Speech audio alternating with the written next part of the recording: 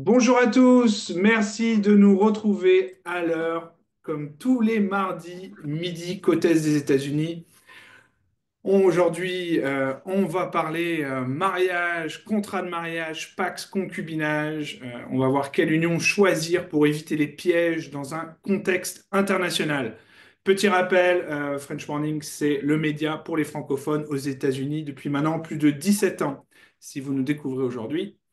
Aujourd'hui, on reçoit Alice Buissou et Jennifer Terville, avocates spécialisées au sein du cabinet Chauvon, Mulon et Associés, spécialisées en droit de la famille et du patrimoine interne, donc en France, et international, qui va être le sujet d'aujourd'hui. On va vous donner un maximum d'informations. Vous voyez, elles ont déjà partagé leur écran. Donc, vous aurez la présentation qui vous sera aussi communiquée après. On est en direct à la fois sur Zoom et LinkedIn. Posez vos questions dans la zone dédiée pour ça, sur Zoom et LinkedIn. Allez, c'est parti. On va tout de suite enchaîner. Jennifer, bonjour. Merci de venir aujourd'hui. Je vous laisse la parole. Bonjour, merci beaucoup. Alors, en effet, le sujet d'aujourd'hui, c'est vous partez en expatriation, vous êtes déjà en expatriation, vous rencontrez l'amour en cours d'expatriation ou vous l'avez rencontré avant de partir. On entend par expatriation au sens large, vous avez juste décidé de traverser, notamment vous concernant l'Atlantique. Et quelles sont les conséquences de votre union, que ce soit le mariage, le concubinage, le Pax, parce qu'en réalité, plein de questions vont se poser. Et l'idée de cette session aujourd'hui, c'est de vous faire prendre conscience des enjeux pour éviter des pièges, vous poser les bonnes questions. Vous n'allez pas sortir de cette petite réunion en étant des spécialistes des enjeux juridiques de votre union, mais vous allez vous poser les bonnes questions pour justement vous prémunir d'un potentiel conflit ou d'une potentielle catastrophe qui serait liée ensuite et qui aurait des impacts par rapport à votre situation maritale. Donc le cabinet CMA, dont on est associé avec Alice Buissou, mon associée, c'est un cabinet qui est spécialisé en droit de la famille. Le droit de la famille et du patrimoine, ça va concerner tout ce qui est mariage, succession, rupture, adoption. C'est extrêmement large le droit de la famille, mais en fait tout ce qui va toucher de près ou de loin la famille. Et en fait, le cabinet CMA, on a décidé de prendre une initiative en créant Expat by CMA, qui est véritablement et qui a pour but de conseiller les Français à l'étranger sur le plan familial et patrimonial dans toutes les étapes de leur vie à l'étranger. Pourquoi on a fait ce choix-là? Parce qu'en fait, au fil de notre activité professionnelle, on a eu des exemples dans lesquels on a eu des clients qui se sont retrouvés dans une situation dans laquelle ils avaient complètement imaginé autre chose. La plupart des Français, on a en tête le fait que, bon, on s'est marié en France, on est français, donc nécessairement, c'est la France qui sera compétente et c'est le droit français qui va s'appliquer. Or, justement, la question du droit international, elle ne doit pas se poser comme ça. Il y a plusieurs questions et plusieurs réflexes à avoir en droit international et on va vite le constater. En réalité, ce qui va être le plus important, et quel que soit d'ailleurs votre type d'union, ça va être le lieu de résidence de la famille. Première résidence ou résidence au fil du temps. On va aussi regarder, parce qu'on est dans un contexte international, ce que fait l'autre pays. Est-ce que c'est un pays européen et donc par conséquent, si c'est européen, on va appliquer nos règles européennes et ça, c'est pas difficile. Par contre, si c'est un pays à l'extérieur de l'Europe, alors, et c'est une question de souveraineté nationale, on va déjà regarder s'il y a un accord entre la France et le pays. Prenons l'exemple par exemple des États-Unis. Eh bien, il n'y a pas d'accord. Alors, il y a des accords de coopération, mais qui ne concernent pas nos sujets d'union, de rupture, de succession. Et donc, que vont faire les États-Unis? Et on va le constater, en fonction des pays dans lesquels on se trouve, le pays ne va pas réagir de la même manière. Il va peut-être avoir des critères de rattachement différents. Il va peut-être se reconnaître compétent alors qu'il n'y a pas d'Américains dans l'histoire, si on prend l'exemple que des États-Unis. Et de la même manière il va et c'est le cas pour les États-Unis, il va appliquer son propre droit. Il ne va pas du tout se mettre à appliquer une loi étrangère. Et donc, c'est toutes ces questions-là qu'il faut avoir en tête pour se poser les bonnes questions. Si on sent que dans le couple, il y a des difficultés, peut-être qu'il va y avoir une rupture, qu'est-ce qui va se passer pour les enfants, parce qu'on n'est pas marié, parce qu'on a conclu un pacte civil de solidarité, et qu'est-ce qui se passe si on est marié, est-ce que notre contrat de mariage va être reconnu à l'étranger. C'est toutes ces difficultés-là qu'on va essayer de toucher du doigt aujourd'hui et sur lesquelles vous serez libre de nous poser toutes les questions que vous voulez pour que vous puissiez appréhender cette difficulté et pour pas un jour arriver dans un cabinet d'avocats en partant du postulat que vous êtes marié sous telle forme et qu'en réalité vous rendre compte que bah, ça n'a pas l'impact que vous espériez. De la même manière, pour pas arriver un jour dans un cabinet d'avocats en vous disant mais attendez, moi je suis pas marié, j'ai pas d'obligation, et vous rendre compte que dans le pays de votre expatriation, eh bien si vous avez des obligations, voire des obligations qui s'apparentent à nos obligations que l'on connaît dans le mariage. C'est ça le droit international. C'est savoir appréhender les outils internationaux et surtout comprendre que d'un pays à un autre, on n'aura pas forcément les mêmes réflexes et pas forcément les mêmes lois. Alors, on a fait un certain nombre de webinaires. On en a déjà fait un sur l'expatriation et le droit de la famille et du patrimoine, quels enjeux, quels risques, qui avait été animé par deux de nos associés. Aujourd'hui, on se retrouve et vous aurez aussi la possibilité d'assister à deux nouveaux webinaires en septembre et en décembre sur la séparation. Vous développerez plus précisément la question de la séparation conjugale dans un contexte international et, parce qu'on finit toujours par ça, les successions dans un contexte international. Et Je vous crois pouvez, d'ailleurs que ça a été avancé, le webinaire sur la séparation a été avancé, il me semble, mais vous redonnerez peut-être les nouvelles dates. Je crois que c'est le 7 septembre. Oui, et ne sur vous en faites pas. De toute façon, on enverra aussi les invitations à chaque fois. Voilà. Et sur les articles également, vous pouvez suivre les aventures de Madame Vénus et de Monsieur Mars. On essaie véritablement, parce que c'est le constat qu'on a pu faire, de pouvoir vous prévenir des difficultés que vous pouvez rencontrer. On partage toutes les associés du cabinet ce point de vue-là, que prévenir, c'est guérir. Et c'est pas parce que vous avez prévenu au maximum qu'il n'y aura pas d'autres difficultés, mais si vous pouvez déjà en éviter un certain nombre, c'est toujours ça de prix. Alors, le droit international privé et de la famille, c'est ce qui va concerner tous les éléments d'extranéité. Vous êtes marié avec quelqu'un qui n'est pas de la même nationalité que vous. Vous avez traversé le continent à plusieurs reprises. Vous avez changé de lieu de vie à plusieurs reprises. Alors, il va y avoir des enjeux. Des enjeux sur est-ce que le juge que je vais saisir est compétent? Est-ce que mon juge français va être compétent? Parce que le premier réflexe, quand les choses vont mal, et c'est vrai qu'aujourd'hui, on vous parle quand même pas mal de séparation et de décès, c'est de retourner aux sources, de revenir dans son pays. Est-ce que mon pays va être compétent pour trancher la question? La réponse, elle n'est pas toujours oui, mais il y a quand même, et je vais vous rassurer, une position assez claire de nos textes européens, c'est quand même d'essayer toujours de retrouver une compétence à tout le moins européenne. Et puis surtout, quelle loi on va appliquer? Et ce n'est pas forcément la loi française qui va s'appliquer. Même si on est français, même si on a de la famille en France, même si nos enfants sont français, on n'appliquera pas toujours la loi française. D'autant plus qu'en Europe et en France, les juges français appliquent des règles étrangères. Et ce n'est pas toujours simple d'appliquer des règles étrangères pour un juge, parce qu'il faut qu'il évite d'avoir ces réflexes de loi française. Donc, ce n'est pas toujours ça, donc ça peut créer de la complexité, mais il y a des solutions pour notamment désigner sa loi applicable. Et puis, de la même manière que vous avez peut-être une vision justement en vous disant bah, c'est bien, mon juge français, il appliquera un droit étranger, mais potentiellement, le pays de votre expatriation, le juge étranger n'appliquera jamais un autre droit que son propre droit. Et c'est le cas de tous les pays anglo-saxons notamment. Et puis surtout, est-ce que ce que j'ai fait en France pour me sécuriser va être reconnu dans les autres pays? Si j'ai fait un contrat de mariage en France, par exemple, est-ce qu'il va être reconnu dans les autres pays? Eh bien, la réponse est pas toujours. Donc, encore une fois, sécurité juridique. Vous décidez de vous expatrier, vous êtes déjà expatrié, faites revoir votre contrat de mariage que vous avez fait il y a 10, 15 ans ou même il y a 3 ans par un notaire spécialisé ou un avocat spécialisé en droit international privé. Ça n'apporte pas beaucoup de difficultés que de faire vérifier ces choses-là, mais le jour où il y a une difficulté, si vous n'avez pas fait le nécessaire et que vous avez pensé tout prévoir mais que rien n'est prévu, je vous assure que c'est beaucoup plus douloureux.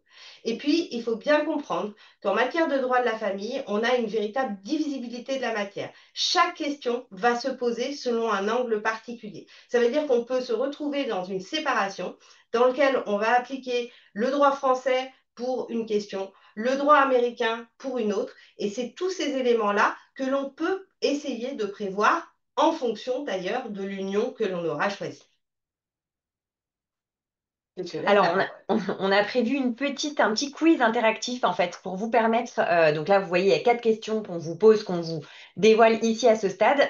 Pour l'instant, a priori, vous ne savez pas forcément y répondre, mais l'idée, c'est qu'à la fin de notre présentation, à la fin de la formation et du webinaire, vous puissiez y répondre. Donc, il y aura 4 propositions de réponse. On vous expliquera à la fin comment ça fonctionne. Vous aurez un QR code ou voilà, un simple code à rentrer sur le site de Bluecat. Ce sera assez facile et normalement, c'est interactif et vous pourrez y répondre en direct et voir si vous avez bien compris les enjeux et bien compris les problématiques qu'on souhaitait aborder. Donc, il y aura la première question qui sont quels sont les inconvénients, quels inconvénients le concubinage présente-t-il par rapport au mariage ou au pacte? La question numéro 2, si je me marie sans contrat, quel est le régime matrimonial qui s'applique automatiquement en cas de première résidence en France, puisque vous avez compris que c'était un critère important et on va le développer, la résidence en France, la première résidence en tous les cas. Et la question numéro 3, un couple marié sans contrat peut-il plus tard signer un contrat de mariage ou choisir une loi applicable? Et enfin la dernière question, dans un couple binational vivant à l'étranger, quel piège juridique est fréquent? Donc on a essayé d'évoquer un peu toutes les problématiques qui peuvent se poser concrètement dans vos situations respectives et de pouvoir y répondre ensuite dans un second temps.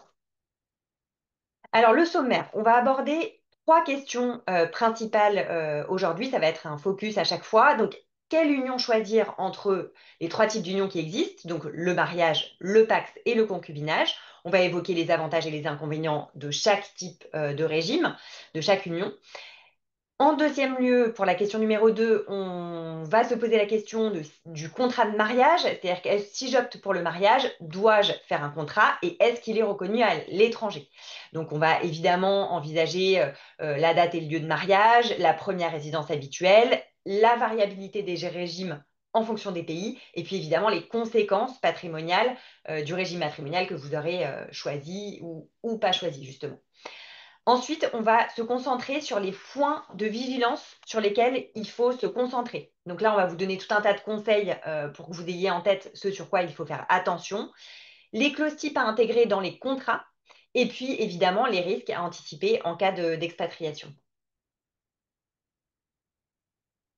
Alors, pour l'organisation simplement du webinaire, on s'est dit que le plus simple pour nous tous, c'était peut-être de faire d'abord la présentation et à l'issue du webinaire, si vous avez des questions, on garde un petit temps pour qu'on puisse y répondre, mais ça se fera dans un second temps parce que c'est vrai que c'est pas facile voilà, d'y répondre au fur et à mesure. Mais gardez bien vos questions parce qu'on y répondra à la fin. Alors, la question numéro 1, c'est l'union qui est à choisir entre le pacte, le mariage et le concubinage. Je m'en occupe. Alors, donc en France, le principe, c'est que le concubinage, c'est une union de fait. Alors là, on vous cite l'article du Code civil, hein, donc vous n'êtes pas juriste pour la plupart, évidemment, mais je vous le cite quand même parce que c'est l'article phare du concubinage. C'est une union de fait caractérisée par une vie commune présentant un caractère de stabilité et de continuité entre 2 personnes de sexes différents ou de même sexe qui vivent en couple. Donc évidemment, ça vous le savez, le concubinage, c'est la liberté. C'est-à-dire que c'est la liberté, donc on ne prévoit pas de dispositions particulières, mais ça a effectivement un prix puisqu'il n'y a pas de protection particulière dans le Code civil, il n'y a pas de protection légale, et donc il n'y a notamment aucune vocation successorale, c'est-à-dire que s'il n'y a pas de testament, voilà, il n'y a pas de vocation successorale. Il y a une fragilité au niveau de la fiscalité du legs, puisque c'est la même que si c'était un tiers. Donc il y a des droits de succession qui sont fiscalement très désavantageux en cas de concubinage. Alors, à l'étranger, la reconnaissance du concubinage, elle est très variable selon les pays. Donc, il y a principalement, il y a 3 groupes, on va dire. Il y a certains pays comme le Canada, la Suède ou les Pays-Bas où la cohabitation durable peut donner lieu à une reconnaissance légale avec certains droits, donc c'est assez fort. C'est-à-dire que là où en France, nous, il n'y a vraiment pas grand-chose, pas d'existence légale, dans ces pays-là, ça va être au contraire, ça va impliquer des obligations et parfois même comparables au mariage, donc c'est assez fort, il faut l'avoir en tête.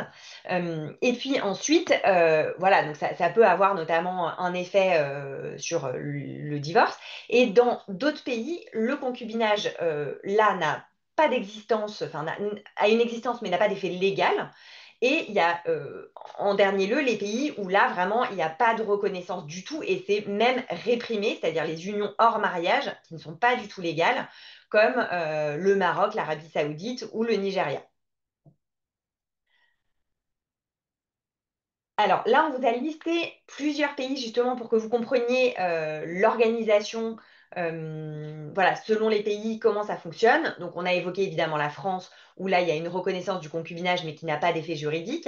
Je peux vous donner l'exemple aussi de l'Australie, où là, bah, par exemple, il y a une reconnaissance du concubinage avec des effets juridiques reconnus, donc c'est-à-dire aussi bien au niveau des biens, de la fiscalité qui va être plus intéressante de l'héritage, de la pension. Et du coup, il y a un statut véritable du concubinage qui est vraiment assez fort et qui vaut quasiment à un mariage. Et au contraire, il y a les Émirats arabes unis, où là, il y a une petite évolution du droit. Donc, je ne vais pas vous parler de chaque pays, mais voilà, je vous en cite quelques exemples.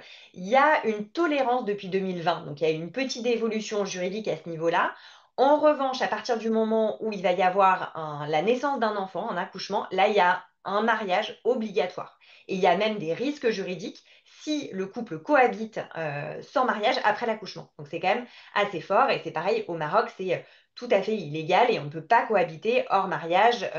C'est interdit par la loi. Donc il y a quand même des diversités d'applications.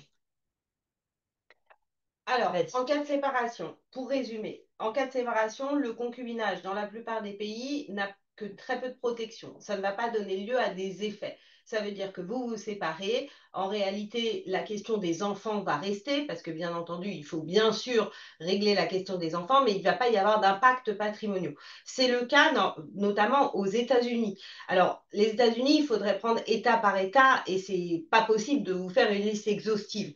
Mais sur le plan purement juridique, si vous vous séparez de votre concubin aux États-Unis, ça ne va pas avoir d'impact. Attention, parce que si vous déménagez ensuite dans un autre pays, il faudra vous référer à notre petit tableau qui n'est pas exhaustif, hein, il y a plein d'autres pays, pour voir si ça a des effets. Ça veut dire quoi? En d'autres termes, ça veut dire que bah, vous pouvez vous retrouver dans une situation où vous n'allez pas avoir d'accès au logement. Alors, il y a dans beaucoup d'États aux États-Unis des protections en cas de violence conjugale, etc. Mais d'un point de vue notamment français, il n'y aura aucune attribution. Et la possibilité aussi, vous ne pourrez pas, d'un point de vue international, solliciter potentiellement des pensions alimentaires ou, bien entendu, le partage du patrimoine de deux concubins aux États-Unis, c'est pas possible. Comme en France. En France, c'est pareil. En France, on va rencontrer de nombreuses difficultés avec les concubins qui, pendant la vie, font les choses un peu, on fait coup commun, on s'organise entre nous, et on sait tous que tous les concubins font ça, déjà que même les époux, quand ils prévoient un contrat de mariage, ils font ça alors qu'ils ont prévu autre chose. Mais ensuite, par exemple, d'un point de vue français, parce que vous êtes aux États-Unis, vous vous séparez de votre concubin, vous allez potentiellement vous dire, bah tiens, j'ai peut-être intérêt à saisir mon juge français qui pourra se retrouver compétent potentiellement sur un certain axe. Vous allez pouvoir saisir le juge français pour potentiellement revendiquer des créances parce que finalement, vous avez fait tous les travaux dans la maison de campagne de monsieur. Vous saisissez votre juge français. S'il est compétent et si vous arrivez à rattacher un critère de compétence, alors vous allez solliciter du juge qui fixe tous les travaux que vous avez financés. Attention, parce que comme vous n'êtes pas marié, vous n'êtes pas encadré, vous n'allez pas bénéficier de l'interruption de la prescription. Donc, si vous avez fait les travaux il y a 10 ans, eh ben, vous aurez que vos yeux pour pleurer, vous ne pourrez rien revendiquer. Donc, ça, c'est, vous êtes aux États-Unis, vous avez un conflit avec votre concubin, vous saisissez la France. Vous êtes aux États-Unis, vous décidez de saisir les États-Unis qui se reconnaîtront peut-être compétents, mais comme en France, les États-Unis vont considérer qu'il n'y a pas d'effet dans le cadre d'une séparation sur vos relations entre vous deux. Encore une fois, ça ne concerne pas les enfants. En cas de succession, comme on l'a dit, pour ne reprendre qu'un exemple, d'un point de vue français, le concubin n'est pas un héritier, il ne pourra pas hériter, il pourra être couché sur le testament, mais ça c'est la mauvaise nouvelle parce qu'il va payer des droits de succession extrêmement importants puisqu'il sera considéré comme un tiers. Aux États-Unis, c'est un peu différent parce qu'aux États-Unis, il y a quand même une vraie liberté dans les successions. Vous savez que nous, en France, on est quand même très... on veut absolument s'assurer que les enfants auront quelque chose, mais aux États-Unis, on est assez libre et la fiscalité est sans doute moins importante. Donc, il peut y avoir des droits successoraux pour les concubins, mais ça va dépendre de l'état dans lequel vous résidez et il faut faire attention aux conséquences. Attention aussi, parce que les enfants que vous avez peut-être et qui n'aiment pas votre concubin, il vous arrive quelque chose aux États-Unis et votre concubin vous a légué plein de choses, ce qu'il avait le droit de faire, hein, surtout d'un point de vue américain et surtout si vous avez désigné la loi américaine, ce que vous pouvez faire. Eh bien, attention, parce que les enfants vont pouvoir saisir la France pour dire attention, on touche à notre réserve héréditaire, c'est absolument indispensable de la préserver et venir un peu sucrer de ce que vous doit ce qu'a reçu donc votre concubin alors que vous aviez vraiment la volonté de lui donner quelque chose, vous le sucrez et saisir le juge français qui sera compétent parce que on a en France la réserve héréditaire et comme les États-Unis sont un pays qui ne connaissent pas de la réserve héréditaire, alors on a ce qu'on appelle le prélèvement compensatoire qui permet aux héritiers de venir récupérer une partie sur les biens situés en France de ce que vous auriez voulu donner à votre concubin. Donc l'exemple des États-Unis est un super exemple parce que les États-Unis, c'est un pays justement qui ne fonctionne pas du tout comme la France. C'est un pays de common law, il n'y a pas de loi, c'est un droit jurisprudentiel, donc c'est très particulier. Et l'exemple des États-Unis est un super exemple sur les successions parce que d'un côté, nous, on a notre réserve et on ne peut pas faire ce qu'on veut avec notre succession. Et du côté américain, on fait ce qu'on veut. Et donc, potentiellement, ça fait un clash. Et ce, quand bien même vous n'êtes pas marié ou quand bien même vous êtes concubin. Ne parlons pas de la fiscalité parce que même si vous héritez aux États-Unis, même si vous êtes concubin ou quoi que ce soit, attention, à partir du moment où le défunt est français et que les concubins est français et que potentiellement il va y avoir des biens situés en France qui vont être légués, l'État ne se gênera pas pour taxer la succession, quand bien même vous auriez désigné votre loi française, votre loi américaine sur votre succession. Parce que le fisc, lui, il n'est pas tenu par votre désignation de loi applicable. Donc attention à tous ces enjeux-là. Le Pax maintenant. Alors le Pax, vous le connaissez d'un point de vue français, c'est un contrat conclu entre deux personnes physiques majeures de sexe différent ou de même sexe. D'un point de vue français, l'idée c'est d'organiser la vie commune. Ça a un impact super, super parce que vous allez payer si vous êtes en France moins d'impôts. Ça ne vous concernera pas si vous êtes aux États-Unis puisque vous allez être soumise à la fiscalité de vos revenus aux États-Unis et qu'en France, il n'y a pas une imposition sur de fait votre nationalité française sur vos revenus. Ça va vous permettre aussi, au moment du décès, si vous avez fait un testament, de pouvoir exonérer votre partenaire de tous les droits de succession qu'il aurait dû payer. On le disait, le concubin, c'est 60% de frais de succession. Le partenaire de Pax, s'il y a un testament, et seulement s'il y a un testament, n'aura aucune fiscalité sur ce dont il va hériter. Attention toujours à notre limite de la réserve héréditaire, parce qu'on ne peut pas tout donner à son concubin.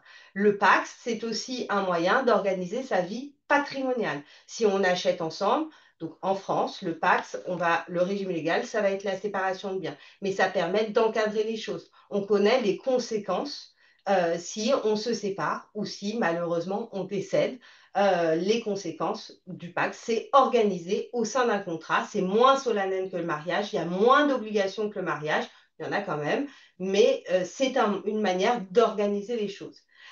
À l'étranger, attention, là c'est très différent selon les pays. Vous avez des pays qui vont considérer que le Pax, c'est comme en France, une sorte de contrat, si je puis dire. C'est le pacte à la française.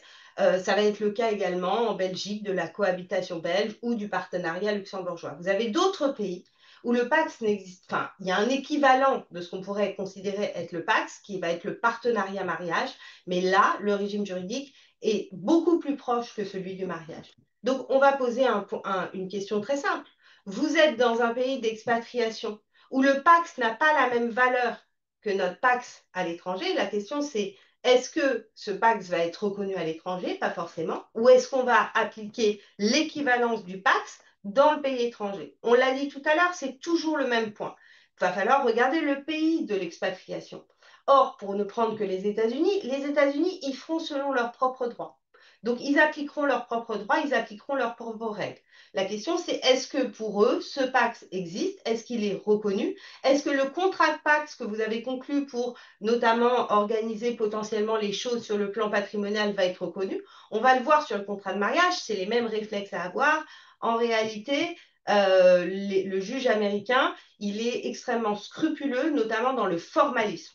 Or, votre contrat de Pacs que vous avez fait en France, pour certains à la mairie il y a quelques années ou devant notaire, c'est très rapide, voire même sur Internet, parce que maintenant vous avez des formulaires pré-remplis.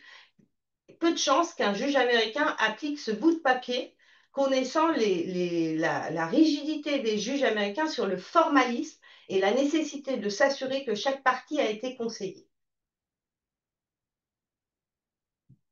On enchaîne sur la reconnaissance du Pacs à l'étranger, puisque vous le verrez, on a déjà parlé des effets juridiques du Pacs selon les pays.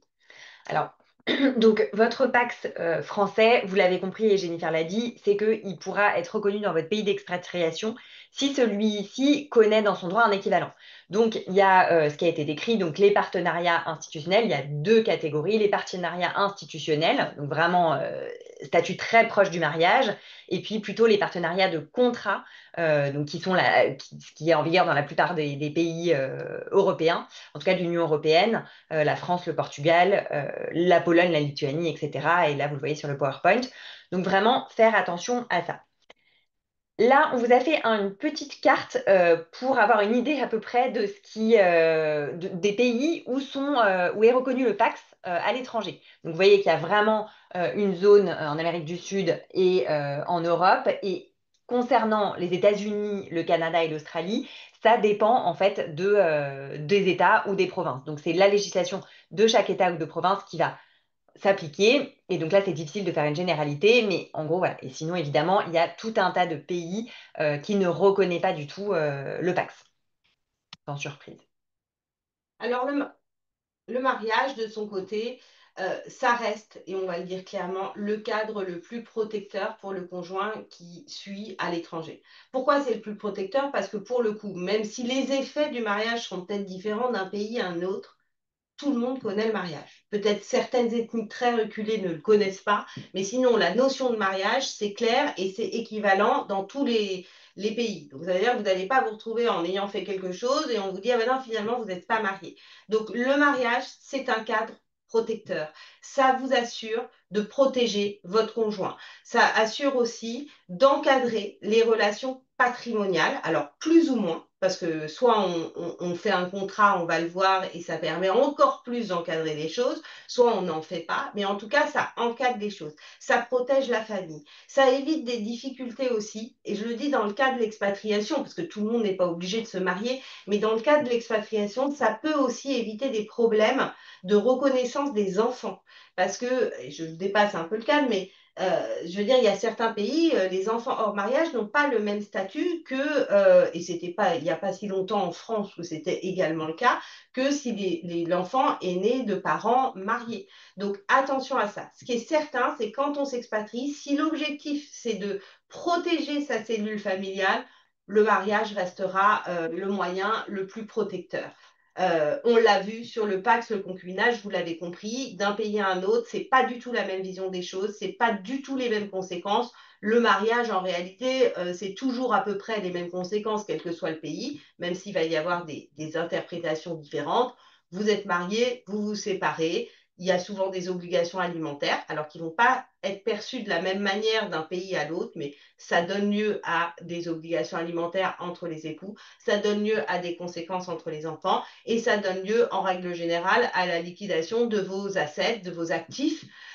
Donc là-dessus, quel que soit le pays, on va retrouver à chaque fois le même fonctionnement. Attention néanmoins, compte tenu du fait que vous êtes expatrié, vous allez potentiellement avoir un juge étranger qui va être compétent, vous allez potentiellement avoir le problème de la double compétence et donc l'intérêt de l'un en cas de séparation et pas forcément l'intérêt de l'autre. Il y en aura peut-être un qui aura intérêt à saisir les États-Unis qui vont faire un partage selon notamment à New York l'Equitable Distribution, donc un partage équitable du patrimoine qui est un peu parfois au doigt mouillé, mais qui peut être très favorable à celui qui n'a rien, versus une saisine en France où on a un juge français qui va être beaucoup plus limité dans ce qu'il va donner potentiellement à celui qui a le moins. Et donc, vous l'aurez compris, vous êtes marié, ça fait naître des obligations, vous vous séparez et vous avez un risque d'avoir deux juges qui vont se reconnaître compétents et deux juges qui vont trancher selon des lois différentes. Donc, ça va faire naître une situation particulière. Donc l'idée justement, c'est de se prémunir de ça pour éviter les difficultés. Mais ce qui est certain, c'est qu'au moins c'est encadré. C'est ce qu'on disait sur la notion de secours. Je prendrai un seul exemple. Je veux dire, les États-Unis, par exemple, dans l'État de New York, au moment où vous divorcez, il y a un truc assez, enfin, qui, d'un point de vue français, est assez exceptionnel, c'est qu'il y a quand même un certain nombre de choses. Par exemple, je vais prendre un exemple tout simple, les frais d'avocat. Aux États-Unis, vous engagez une procédure de divorce et le procès se met en place. Les frais d'avocat vont être pris en charge par l'un des époux pour tout le monde. En France, ça n'existe pas ça. On peut, mais c'est très difficile d'obtenir la prise en charge des frais d'avocat. Donc, ce qui est certain, si on regarde d'un point de vue un peu éloigné, on connaît le droit français, le droit américain, potentiellement l'époux qui a le moins aura tout intérêt à saisir New York de toute urgence et l'époux qui a le plus aura peut-être intérêt à saisir la France de toute urgence. Et donc, on va se retrouver dans une situation dite de litispendance et normalement, c'est le premier saisi. Alors, je dis normalement parce que bien sûr, il y a plein d'exceptions. C'est le premier saisi qui va conserver sa compétence. Ce qui fait que parfois, et pour la petite anecdote, et à l'époque, c'était d'autant plus vrai en France, on courait au tribunal pour faire tamponner notre requête et pour mettre l'heure. Et c'est encore le cas, surtout qu'aux États-Unis, c'est assez simple de déposer son petition de divorce. Ça va très vite, puisque c'est un formulaire. En France, c'est un peu plus complexe, d'autant plus aujourd'hui. Mais en tout cas, sachez que d'un pays à un autre, on va pas forcément, votre divorce ne va pas avoir forcément les mêmes conséquences et la même interprétation sur ce qu'on appelle des obligations alimentaires, donc l'obligation d'un époux vis-à-vis de l'autre.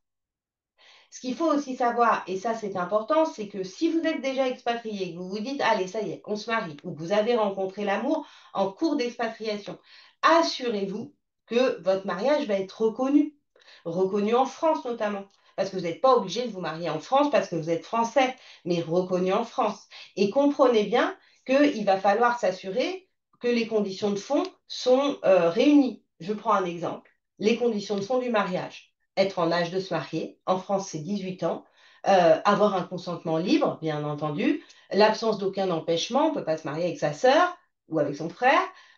Ces conditions-là, elles vont devoir s'appliquer selon votre nationalité. Je vous disais tout à l'heure, la nationalité peu d'intérêt, mais le seul cas où le seul point dans lequel elle va avoir vraiment un intérêt, c'est notamment au moment de la conclusion des choses. Vous concluez, vous vous mariez, il faut que vos règles nationales soient en conformité avec votre choix. Donc, grosso modo, je suis française, j'ai 15 ans, je veux me marier ou je dois me marier avec un homme de 50 ans, eh bien, mon mariage ne sera jamais reconnu en France puisque je n'ai pas l'âge de me marier et un consentement peut-être pas complètement éclairé.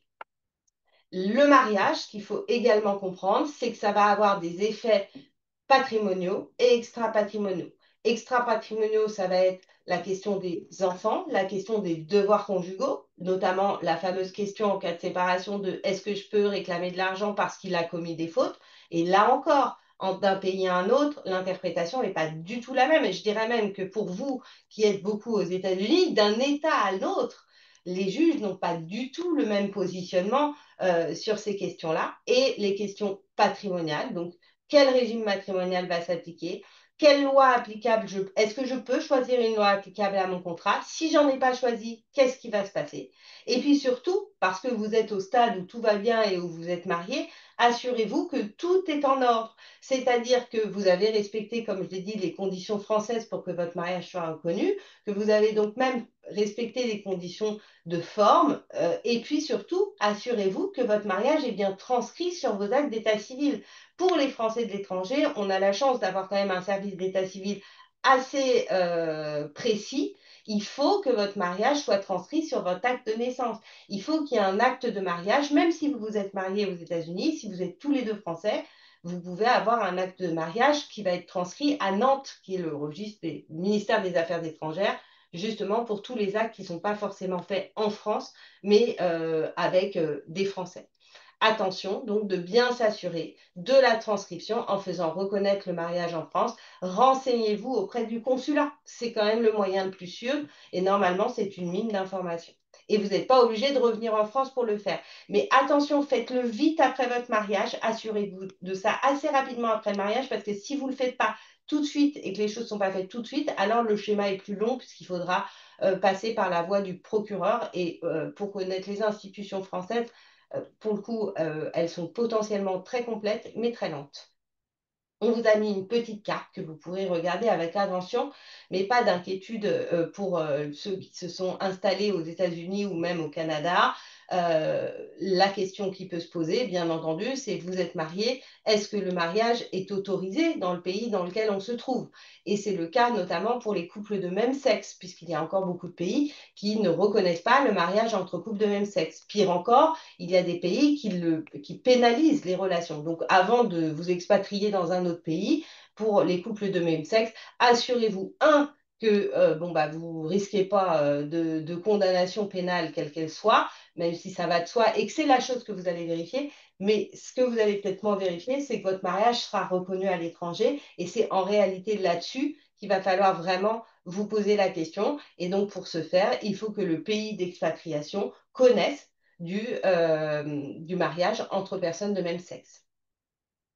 Alors, on va aborder maintenant la question des enfants. Donc, quelle est la place de l'enfant selon le type d'union et quelle place y faire? Alors, il y a une petite évolution, ça vous la connaissez en droit français.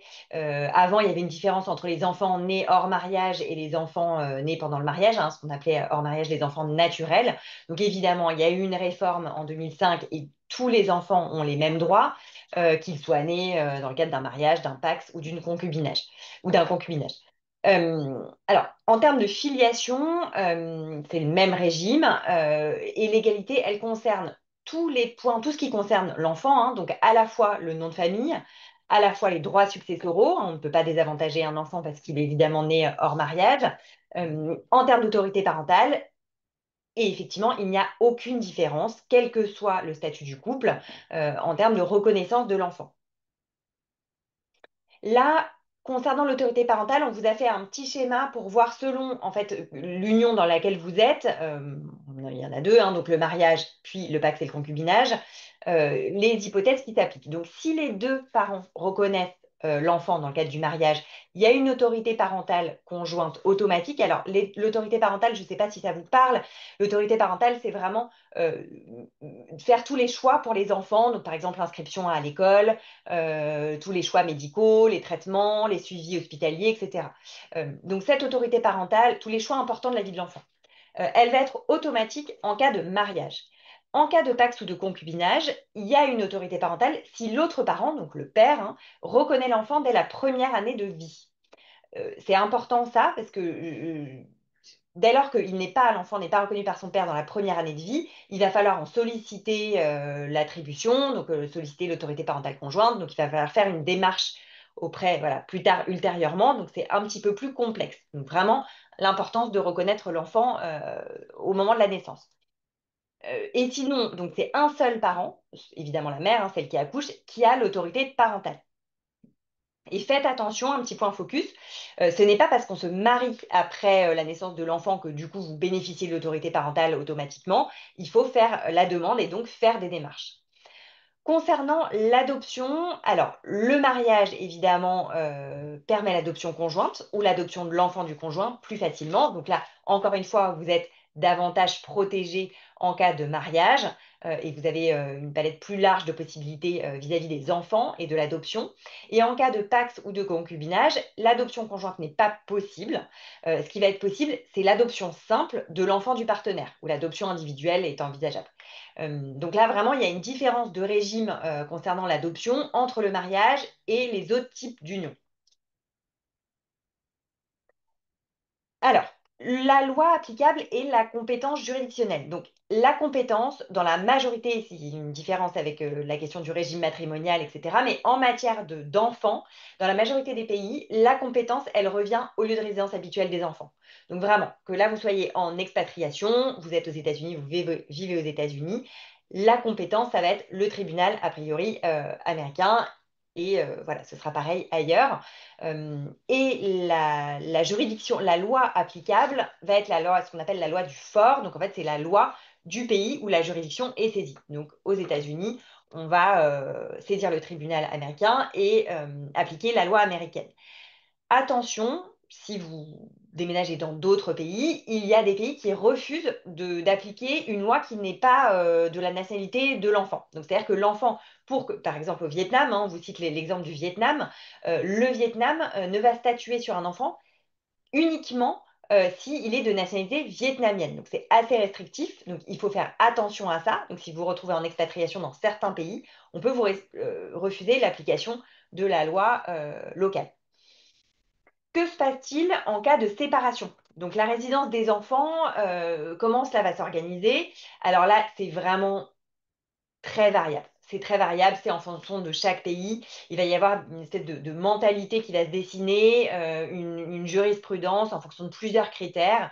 Et c'est vraiment une question de culture juridique. Globalement, alors là, on vous donne deux exemples. Les pays nordiques, l'Europe, il y a quand même une tendance générale vers la résidence alternée à partir d'un certain âge, on va dire à partir de 3, 4 ans, 5 ans. C'est quand même la norme, sauf cas particulier évidemment. Mais il y a des pays qui sont très restrictifs et qui considèrent que voilà, il doit y avoir une résidence exclusive chez l'un des parents. Il y a aussi d'autres cultures dans lesquelles on considère que l'enfant est plutôt rattaché à la mère, donc on va favoriser la résidence chez la mère. Le père ne va avoir qu'un droit de visite. Donc là, c'est vraiment, on ne peut pas vous donner, voilà, c'est très variable. La question de l'audition de l'enfant, on a fait un point là-dessus parce que c'est un sujet qui est vraiment de plus en plus, c'est une obligation qui est renforcée aujourd'hui par les règlements internationaux, les règlements européens, donc ça prend de plus en plus de place et d'ailleurs on voit la loi française et les tribunaux qui s'en saisissent et qui font évoluer leurs pratiques là-dessus et qui sont de plus en plus exigeants là-dessus. L'audition de l'enfant, c'est devenu une exigence fondamentale dans les procédures. Aujourd'hui, maintenant, nous, en France, on nous demande voilà, que les parents remplissent un petit formulaire pour vérifier que l'enfant a été informé de son droit à être entendu. Donc c'est vraiment une obligation de plus en plus importante. Elle permet de respecter son droit à être entendu et c'est évidemment un principe qui est notamment issu de la Convention relative aux droits de l'enfant. Donc il faut veiller à ça parce que selon les pays, effectivement, ça va être variable, mais c'est une obligation auquel on attache de plus en plus d'importance. On vous a fait un petit récapitulatif sur quelle union choisir. Vous pourrez bien entendu avoir accès au support et on enchaîne tout de suite parce que on est pris par le temps sur la question de si j'opte pour le mariage, dois-je faire un contrat et si oui, est-il reconnu en France? Alors, pourquoi un contrat de mariage? Bon, je pense qu'on a commencé à le détailler. Vous le savez, le contrat de mariage, a priori, il vous protège. Il vous protège pourquoi? Parce qu'il vous offre à la fois la possibilité de choisir votre loi applicable, c'est-à-dire que dans votre contrat de mariage, vous allez expressément indiquer la loi que vous voulez voir applicable. C'est-à-dire que si vous avez prévu même dans quelques mois une expatriation, vous vous mariez avant, vous pouvez dire, bon bah voilà, moi en fonction de tel ou tel critère, je vais choisir cette loi ou la loi de la nationalité commune avec mon futur époux, ma future épouse. Donc, vous avez vraiment cette possibilité de choisir la loi, ce qui vous sécurise évidemment et ce qui est un grand outil de prévision, de prévisibilité. Donc, évidemment, le principal intérêt, c'est d'assurer la prévisibilité et la stabilité de votre régime matrimonial. Ça, c'est un intérêt évidemment important et c'est du coup un outil de planification matrimoniale puissant parce que vous allez pouvoir prévoir les choses. Il n'y aura pas de surprise. Alors, évidemment, on ne peut pas tout cadrer et il peut y avoir des éléments qui interviennent en cours de route, mais en tous les cas, à ce stade-là, vous évacuez quand même des problématiques et des difficultés. Mais évidemment, et on vous met un gros attention danger, le contrat de mariage ne solutionne pas tout. Et évidemment, c'est pour ça que là, à chaque fois, on vous conseillera effectivement de consulter un notaire ou un avocat pour pouvoir anticiper et envisager toutes les problématiques qui peuvent arriver ensuite parce qu'elles peuvent être évoquées au stade du mariage. Alors, si je n'ai pas fait de contrat de mariage, sous quel régime je suis mariée? Là, il y a trois hypothèses. Soit vous êtes marié avant le 1er septembre 92, et bravo, parce que ça fait, vous avez pas mal d'années de mariage derrière vous. Et dans ces cas-là, c'est régi par la loi, évidemment, que vous avez choisie ensemble si vous l'avez fait. Et en l'absence de choix express, la loi applicable, elle va être déterminée principalement en fonction de la volonté présumée des époux. Donc là, ça va être le juge qui va concrètement se référer à différents critères, la loi du premier domicile commun après le mariage. Voilà, on ne sait pas très bien, c'est assez variable, donc il y a une insécurité juridique quand même à ce niveau-là pour les époux mariés avant le 1er septembre 92. Pour ceux qui sont mariés entre le 1er septembre 92 et le 28 janvier 2019, c'est la Convention de La Haye qui s'applique, de 1978. Et là, c'est la première résidence habituelle, à défaut de choix de loi, évidemment, hein, c'est toujours ça qui prime, le choix de la loi, la loi de la première résidence habituelle, puis la loi commune des époux. Voilà, donc là, il y a une mutabilité automatique en cas de déménagement. Donc, il faut vraiment faire attention et être vigilant là-dessus. Si vous êtes marié après le 29 janvier 2019, c'est toujours un choix de loi possible. Donc, la loi d'un des États dont au moins un des conjoints possède la nationalité ou la loi de leur résidence habituelle au moment du choix. La loi applicable à défaut de choix, c'est celle de la première résidence habituelle. Donc ça, c'est un critère qui revient vraiment fréquemment, enfin, voilà, dans chaque situation. La première résidence habituelle après le mariage. Et là, il faut faire attention parce qu'on s'imagine que c'est l'endroit où on se marie qui compte. Et en fait, on va avoir tendance à se dire, bon, voilà, je me marie aux États-Unis.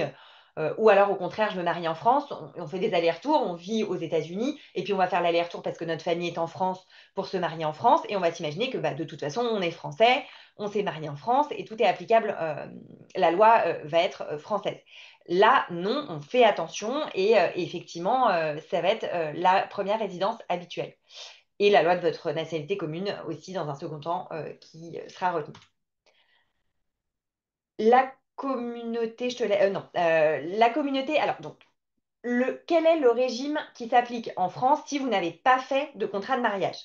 C'est le régime légal et c'est ce qu'on appelle la communauté réduite aux acquis en France. Donc, effectivement, je passe un petit peu vite. Donc, principalement, vous devez connaître les grandes lignes. Mais en gros, il y a deux catégories de biens dans ce régime matrimonial. Il y a ce qu'on va appeler les biens communs. Donc là, ils vont être partagés entre vous deux. Euh, Vous avez chacun la moitié. Et puis, il y a les biens qui vous appartiennent à l'un de vous seulement. Et là, on parle des biens propres et principalement ça va être les biens que vous avez acquis avant le mariage, donc les comptes bancaires, les biens immobiliers, etc., que vous aviez avant le mariage, et les biens que vous avez reçus d'une succession. Donc, c'est ces deux catégories de biens. Concernant la gestion des biens, chaque époux peut gérer seul, il est présumé avoir ce pouvoir-là, donc gérer seul les actes d'administration et de disposition des biens communs. L'accord toutefois des deux époux est requis pour les actes importants. Donc, par exemple, si vous avez un bien à vendre, il faut évidemment que les deux époux donnent leur accord ou la donation d'un immeuble commun, puisque là, ça engage évidemment profondément le patrimoine. Donc, chacun gère et dispose seul de ses gains et salaires, qui sont évidemment communs. Et la fin du régime, donc c'est en cas de divorce, séparation de corps ou décès. Donc là, chacun reprend ses biens propres et les biens communs sont partagés. Je ne vais pas rentrer dans le détail des récompenses, des calculs complexes, mais ça, on n'a malheureusement pas le temps de l'aborder. Et évidemment, les biens communs sont partagés. Quelles sont vos options pour les expatriés? La désignation de la loi applicable, on l'a évoqué, donc vous désignez dans votre contrat la loi applicable. Et évidemment, vous pouvez changer de régime matrimonial.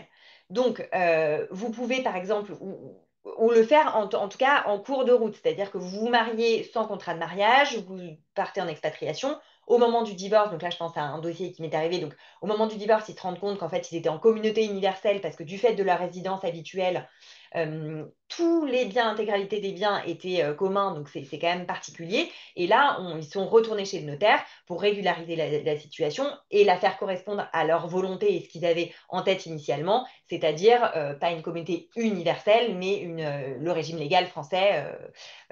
Voilà, donc là, il y a des petites possibilités et ajustements à faire. Donc, vous pouvez changer de régime matrimonial en cours de route. Vous pouvez désigner une loi applicable en cours de route. Tout ça peut se faire. Vous allez chez le notaire et vous pouvez être assisté pour tout ça. La reconnaissance des contrats de mariage français à l'étranger. Alors, donc, il y a les pays il y a des particularités selon chaque pays. Globalement, les pays de Common Law, ils ont des exigences spécifiques qui sont beaucoup plus fortes qu'en France. Donc, ça veut dire qu'on demande, par exemple, qu'il y ait un conseil indépendant au moment de la rédaction du contrat qui va intervenir parce qu'on veut, à ce stade-là, s'assurer que les époux, futurs époux, ont bien été éclairés et conseillés. Et donc, il y a voilà, cette obligation de présence du conseil. Il y a une divulgation complète du patrimoine. Alors ça, c'est pas du tout dans la culture française, mais c'est vraiment les pays de Common Law. Il y a une divulgation complète du patrimoine et il y a des délais de réflexion.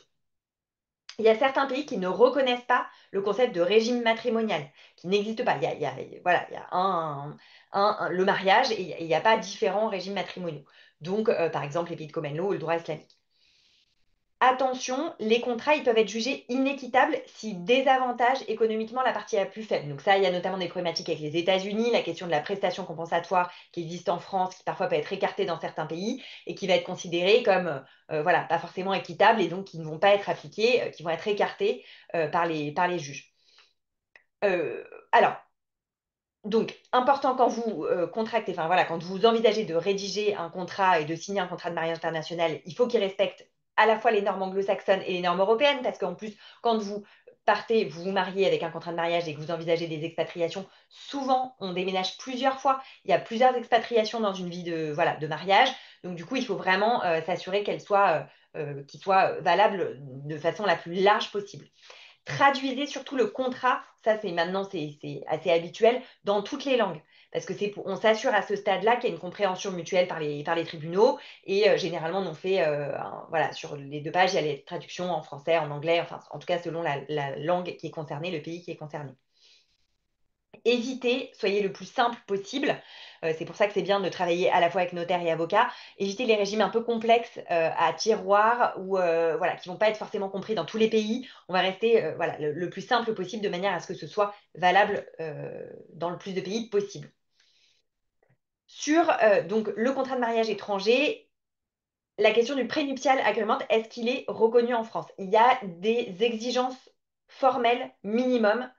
Je vous en donne voilà, brièvement. C'est que ça doit être écrit, daté et signé. Il y a une application limitée en France si il y a des dispositions contraires à l'ordre public international. Quand un époux est désavantagé, pardon, ça va être écarté au nom de l'ordre public international qui sera appliqué. Et évidemment, les dispositions inéquitables. Attention à la notion de régime primaire impératif qui n'existe pas dans tous les pays. Tu voulais peut-être dire un mot sur le régime primaire, qui est... voilà. En fait, le régime primaire, c'est une notion assez française. C'est quel que soit le régime matrimonial que vous aurez choisi, on appliquera ce régime primaire. C'est notamment le fait que vous n'allez pas pouvoir, notamment d'un point de vue français, venir faire des comptes au centime près de tout ce qu'a dépensé l'un, tout ce qu'a dépensé l'autre. Juste un point très important. À partir du moment où, et c'est ça qu'il faut bien prendre en considération, parce que vous pensez, si vous êtes français, vous avez tendance à penser français. Même si vous êtes expatrié, même si vous vous plaisez dans votre pays d'expatriation, on reçoit tous les jours des clients qui ont vécu un peu aux 4 coins du monde, mais ils pensent français. Tout ce qu'on vous a expliqué sur la situation, qu'est-ce qui se passe si j'ai pas fait de contrat de mariage? C'est ce qui va se passer s'il y a une difficulté et que le juge français se reconnaît compétent et applique ses règles internationales. Attention, parce que, et c'est le cas des États-Unis, je l'ai déjà dit, un juge américain, il ne va pas appliquer un droit étranger, il va appliquer son propre droit. Donc, à partir du moment où il se reconnaîtra compétent, et pour le coup, aux États-Unis, il y a toujours aussi cette notion de résidence habituelle, à partir du moment où il est compétent, il appliquera son propre droit. Donc là-dessus, faites très attention. n'ayez pas ce point de vue focus français. De la même manière que s'il a envie de ne pas reconnaître votre contrat de mariage, il ne reconnaîtra pas votre contrat de mariage. Et pour le coup, il appliquera son propre droit. Et aux États-Unis, on partage tout. Donc, comme, enfin, ça dépend des États, vous me direz, mais notamment à New York, c'est l'Equitable Distribution, donc on partage tout. Alors, focus sur les petits pièges à éviter. Formalité à ne pas oublier. Traduction, apostille, enregistrement. Alors attention, l'apostille, ça ne fonctionne pas partout. Il faut que ce soit autorisé. Pour que le contrat de mariage français soit reconnu à l'étranger, il faudra que le contrat ait été, et c'est ce qu'on a dit par rapport aux États-Unis, faites très attention, le contrat de mariage, qu'il soit français ou américain, pour être sûr qu'il soit bien reconnu, il va falloir qu'il soit rédigé dans toutes les langues des deux époux. Donc si vous avez un français et un américain, c'est franco-anglais. Il va falloir que vous le fassiez traduire, parce que de toute façon, quand bien même vous auriez un contrat français qui répond aux formes, eh bien, un Italien se marient, il faudrait que le contrat de mariage soit rédigé en double colonne français-italien. Le moment où vous allez avoir un conflit sur votre contrat de mariage, bien entendu, vous allez produire une traduction assermentée, parce que en France, c'est un acte authentique, une traduction assermentée de votre contrat de mariage. Vous allez le faire apostiller ou légaliser selon, et là il faudra regarder, que le pays signataire ou non de la Convention de 61, il n'y en a pas énormément, supprime l'exigence aujourd'hui de cette légalisation, mais renseignez-vous dans le pays d'accueil si vous allez avoir besoin pour que votre contrat soit reconnu d'une apostille que vous ferez faire avant de partir. Et puis, si c'est possible ou si c'est nécessaire, le faire enregistrer localement. C'est le cas du Mexique, par exemple, mais je ne vais pas rentrer plus avant dans les détails. Attention aussi, il y a une particularité européenne, aujourd'hui au terme de nos règlements européens, qui est d'appliquer la même loi pour à peu près tout ce qui concerne une même question. Je prends l'exemple des successions. D'un point de vue européen, vous décédez en France, dernière résidence, vous allez appliquer la loi française à l'intégralité de votre succession. Vous décédez aux États-Unis, vous allez appliquer la loi américaine à l'intégralité de votre succession. Mais ça, c'est une particularité européenne. 99% des pays situés hors Europe vont avoir une position assez claire. Et c'est le cas de votre juge américain. C'est tout ce qui n'est pas sur mon territoire, je ne m'en charge pas. Attention, ça ne veut pas dire que vous pouvez saisir la France pour vendre un bien aux États-Unis. Il y a, en fonction des actes que vous faites, mais une liquidation, elle va se faire selon un seul droit. Mais par exemple, les États-Unis, et c'est le cas notamment de l'État de Floride, tout ce qui va être en dehors, dans le cadre d'une succession de son territoire, les biens immobiliers, même les comptes bancaires, qui seraient en France, le juge américain, il ne s'en chargera pas et il n'y aura pas d'application. Il va renvoyer directement au pays et il va entre guillemets, dire au pays, vous appliquerez votre propre droit. Ce qui est logique puisque lui le fait aussi. Donc attention là-dessus aussi. La question qui peut se poser, ça c'est un focus sur les biens situés à l'étranger. Et puis surtout, faites attention. Faites attention qu'il n'y ait pas de difficultés ensuite pour que ce que vous aviez prévu soit reconnu. Donc nos conseils, c'est de clarifier votre situation matrimoniale. Le mariage, c'est le cadre le plus protecteur. Le contrat de mariage, ça encadre encore plus les choses. Si vous faites un prenup aux États-Unis, vous êtes assez libre. Attention de ne pas prévoir que en cas de divorce et de faute, l'autre sera privé de tout. Parce que si ensuite le fautif saisit la France et a une compétence en France, vous pouvez être sûr que notre juge français il va dire ah non, non, non, vous ne pouvez pas priver le conjoint de tout parce que il n'est pas venu vous faire un bisou tous les matins sur la joue gauche. Hein. Donc attention à ça. Faites les choses, comme vous l'a dit Alice, simplement, des clauses classiques. Si vous n'avez pas fait les choses et que vous êtes déjà embarqué dans quelque chose, il est tout le temps, toujours temps de se poser, de réfléchir, de se dire qu'est-ce qu'on a fait, de prendre conseil. Prenez conseil avec des spécialistes en droit international privé. C'est vraiment important parce que c'est vraiment des réflexes totalement différents des réflexes que vous pouvez avoir. Pour vous donner un seul exemple, moi, un jour, je reçois un client dans mon bureau qui me dit, je suis marié sous le régime de la séparation de biens. Je lui dis, non, monsieur, vous êtes marié sous le régime de la communauté. Il me dit, non, maître, vous avez tort. Regardez, sur mon titre de propriété, j'ai acheté un bien immobilier. Le notaire, il a marqué que j'étais mariée sous le régime de la séparation de biens. Sauf que ce qui est marqué dans un titre de propriété ne vaut pas désignation de loi applicable. Attention aussi, parce que c'est bien de désigner une loi applicable en se disant comme ça, je sais où je vais en cas de séparation, en cas de décès, mais assurez-vous que dans le pays dans lequel vous allez, alors vous ne savez pas où vous allez décéder, mais en tout cas, si vous vivez dans un pays, vous avez plus de chances de décéder dans ce pays-là que dans un autre, assurez-vous que la désignation de loi applicable est possible. Sur les successions, ce n'est pas toujours le cas, parce que beaucoup de pays considèrent qu'on n'a pas de libre disposition sur ces questions-là. Donc, tout est toujours possible. Vous êtes déjà expatrié, vous n'avez pas fait les choses, prenez conseil. Ça peut être essayer de préciser le maximum avec un mariage, un contrat de mariage. Ça peut être simplement limité à un mariage, une désignation de loi applicable. Ce n'est pas forcément quelque chose de complètement général où on va tout prévoir, mais plus vous prévoyez, plus vous évitez les problèmes. Et tout simplement parce que vous êtes informé de ce qu'il arrive en cas de. Anticipez aussi votre situation professionnelle. Prenez en considération, parce que c'est important, la situation. Si vous emmenez votre femme et qu'elle ne travaille pas, protégez-la quand même. Sécurisez votre protection sociale aussi. Et ça peut passer par justement la protection sociale, la retraite, par de l'investissement financier. Or, si vous faites de l'investissement financier, assurez-vous des conséquences de cet investissement financier au moment de votre succession ou en cas de séparation. Et puis surtout, qu'on vous consulter les sachants sur ces questions, mais surtout, par pitié, qu'ils soient spécialisés en droit international privé. Petite conférence interactive avec Bluecat. Si vous pouvez... Alors, sauf que ça, c'était avec les mots de passe qui Ah. Voilà. Donc, Alors, je ne sais pas si vous voyez notre écran, mais il ne faut peut-être pas qu'il voit notre Oui, on écran. voit bien l'écran, oui. Non, ouais. Qu'est-ce qu'il faut faire? Alors là, en fait, normalement, on a un login. Là. Ouais, en fait, c'est les mots de passe de. On l'avait enregistré pendant un attaque. En fait, excusez-nous, on a changé de poste et du coup, on n'a plus les mots de passe enregistrés, donc on ne peut pas vous donner le QR code. On va peut-être l'avoir d'ici la fin de. Est-ce que peut-être en attendant, est-ce que vous avez des questions auxquelles on peut vous répondre le temps de rentrer tout ça? Voilà, ça y est, ça arrive. Oui, on a pas mal de questions. Euh, je pense qu'on va donner la priorité aux questions par écrit. Si vous pouvez les mettre dans la zone Q&A, s'il vous plaît, ce serait top. On avait une première question de Gérard qui nous dit dans quelle mesure ce que vous développez aujourd'hui sur les États-Unis s'applique à la Louisiane?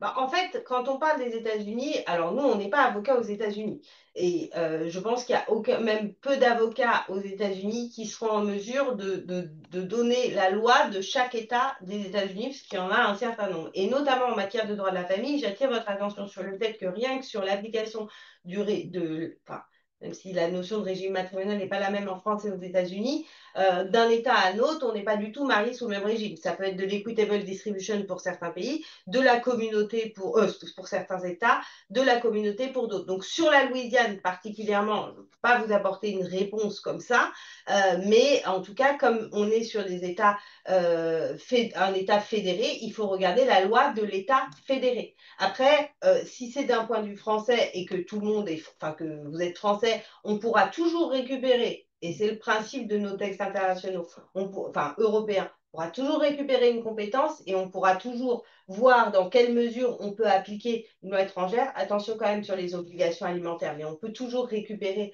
la loi française. Mais quand on parle des États-Unis, parfois on précisait les États, notamment New York, Miami, enfin Floride, c'est assez classique. Sur la Louisiane, il faut absolument que vous preniez contact avec un avocat en Louisiane, spécialisé en droit de la famille. De toute façon, d'un point de vue américain, c'est assez simple, hein, soyons très clairs. Quelles que soient les issues, le juge américain, si vous résidez dans un État, il va se reconnaître compétent, sauf cas très exceptionnel, mais jamais vu, et il va appliquer son propre droit, donc le droit de l'État de Louisiane, tout simplement. Si jamais vous souhaitez poser des questions en étant totalement anonyme, sachez que vous pouvez cocher la case, poser cette question en anonyme, et donc voilà, vous êtes totalement anonyme quand vous posez la question. On a Francesca qui nous disait en Australie, le mariage de facto avec le terme de défunt me laisse confuse. Est-ce que vous pouvez expliquer un petit peu plus?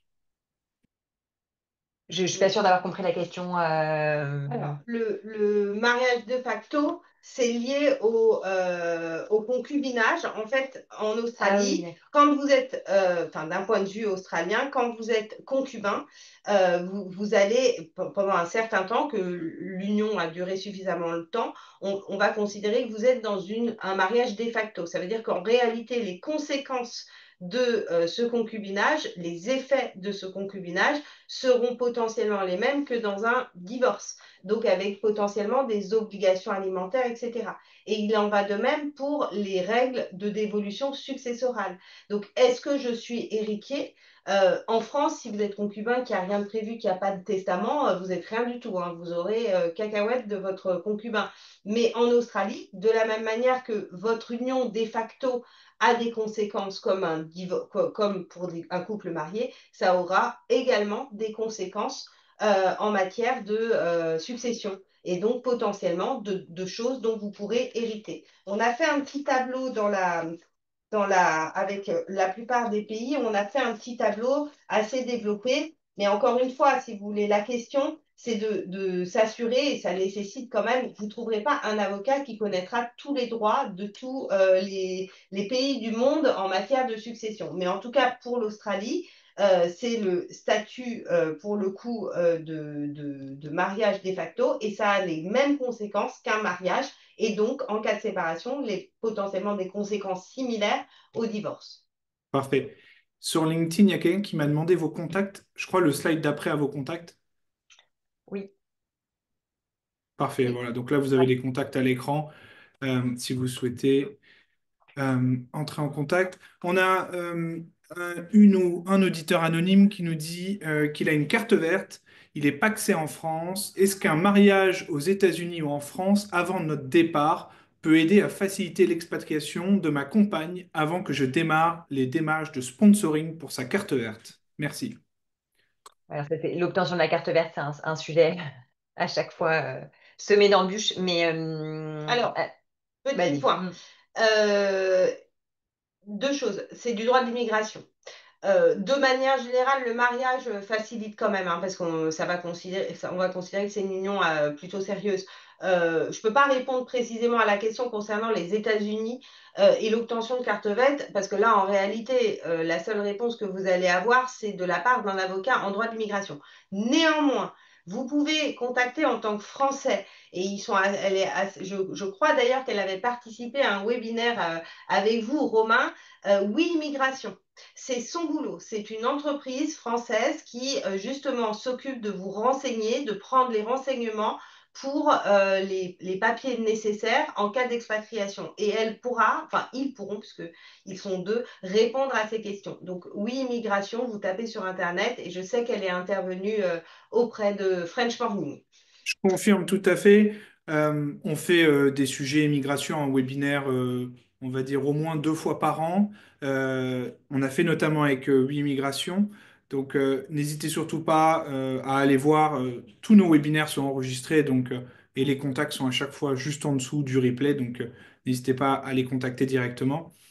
On a une question de Sophie. Quand il y a 3 pays impliqués, nationalité époux, nationalité épouse, pays de résidence tiers, est-ce que le plus simple est de se marier dans les 3 pays pour séparer les choses ou est-ce source de plus de problèmes potentiels? Alors, vous pouvez pas vous marier dans tous les pays. C'est-à-dire que vous vous mariez une fois, après vous transcrivez le mariage sur votre acte d'état civil si vous l'avez fait à l'étranger et que vous le transcrivez sur vos actes d'état civil français. Là, vraiment, dans cette situation-là, si vous souhaitez vous marier, le plus simple, au contraire, c'est de sécuriser les choses avec un contrat de mariage, choisir la loi applicable, parce qu'il semble qu'il y ait plusieurs nationalités qui soient impliquées, plusieurs éléments d'extranéité.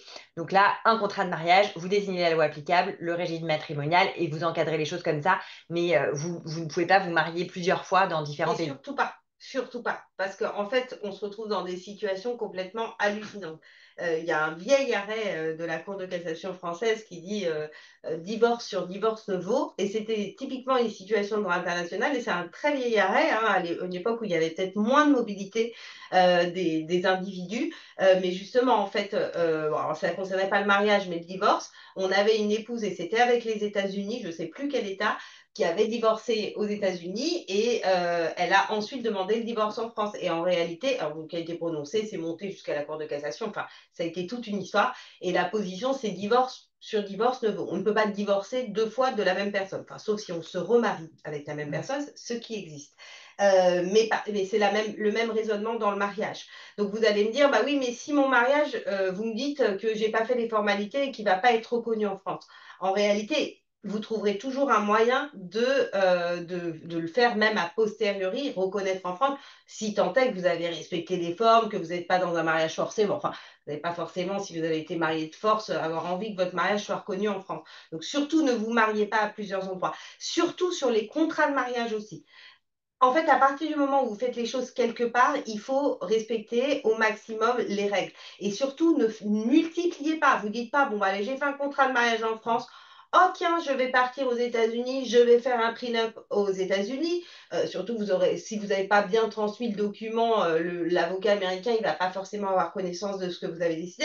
Ah, puis tiens, je vais aller dans tel pays, je vais faire autre chose. Parce que ça, c'est le pire du pire. C'est pareil pour le testament. Ne multipliez pas vos testaments. Vous faites un testament dans un pays selon la forme du pays, puisque c'est à peu près les règles. Hein. On respecte la forme dans laquelle on fait le testament. Vous sachez que sur les testaments, vous avez la possibilité de faire un testament international. Vous le verrez dans le dernier webinaire. C'est sécurisant. En plus, ça répond à un formalisme qui n'est pas si important que ça. Ça va sécuriser. Mais surtout, ne multipliez pas les testaments, parce que sinon, si vous voulez ensuite qu'il y ait du conflit entre les héritiers de l'un qui a trouvé un testament et à quelle date il a été fait, etc., vous rentrez en plein dedans. Donc on fait une fois un acte, on se marie une fois. Si on ne veut plus rester marié, on divorce, on peut se remarier derrière. Pareil, on fait un testament, on peut faire des codicilles, mais on s'assure de la sécurité juridique de nos actes. Codicile, c'est un complément de testament. On peut faire un nouveau testament, mais bien indiquer que en fait, les dispositions qu'on avait prises avant ne vont pas s'appliquer et on sécurise les choses. Et bien entendu, si on est français, qu'on est aux États-Unis, qu'on décide de faire un testament aux États-Unis, on réfléchit à la langue. Parce que c'est pas parce que vous êtes français aux États-Unis que vous parlez très bien l'anglais. Et puis c'est pas parce que vous parlez très bien l'anglais que vous n'allez pas avoir un héritier à un moment qui va dire ouais mais il baragouinait deux trois mots, il comprenait rien en anglais. Et là, remise en cause du testament. Donc la langue maternelle c'est quand même une base sûre pour les actes que vous faites, que ce soit les contrats de mariage, que ce soit les testaments. Donc veillez bien à toujours avoir votre langue maternelle, quitte à faire une double colonne, ce qu'on appelle une double colonne, une rédaction dans deux langues différentes. Mais votre langue maternelle, ce sera difficile de venir dire que vous ne la compreniez pas. Parfait. On va clôturer avec les deux dernières questions.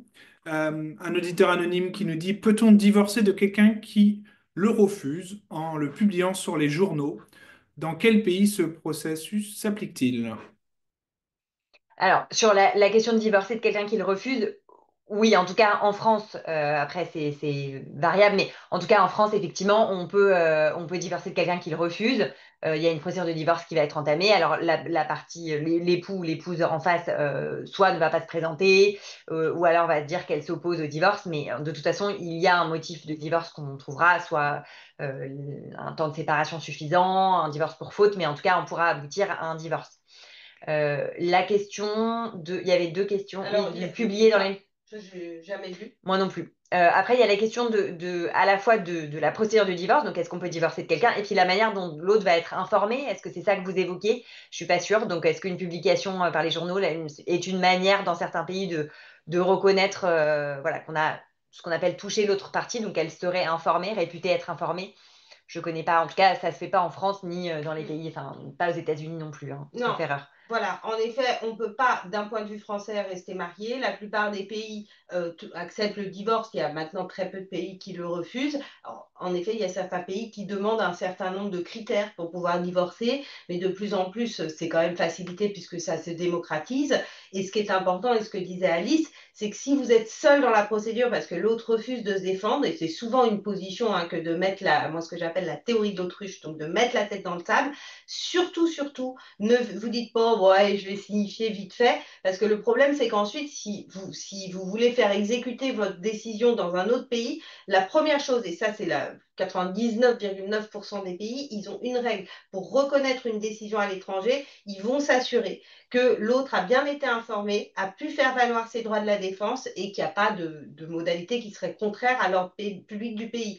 Or, c'est bien beau d'avoir un bout de papier, mais si on ne peut pas l'exécuter, ça ne sert à rien. Donc ça, soyez vigilants. Ça ne sert à rien de se dire, moi, allez, je vais le signifier à une adresse où je sais qu'il n'est plus, parce que ça risque de vous retomber dessus. Mais normalement, votre avocat va vous dire à ce moment-là, on va et lui envoyer par les voies normales et légales, et en plus, on va envoyer un mail, un WhatsApp, un truc, un machin, pour bien l'informer et qu'il puisse se défendre. En tout cas, ce qui est à peu près sûr, surtout si vous êtes français, c'est que vous aurez toujours un moyen de divorcer et vous ne pouvez pas forcer quelqu'un à rester marié avec vous aussi. Parfait. On a une dernière question. Étant marié dans son pays d'origine, peut-on se remarier dans un autre pays sans avoir demandé le divorce? Ce nouveau mariage, est-ce qu'il sera reconnu du coup? Bah ouais, c'est la question de la bigamie en fait, parce que quand on est déjà marié une fois, on peut pas se remarier une deuxième fois, sinon c'est ce qu'on appelle effectivement la bigamie, qui n'est évidemment pas autorisée en France.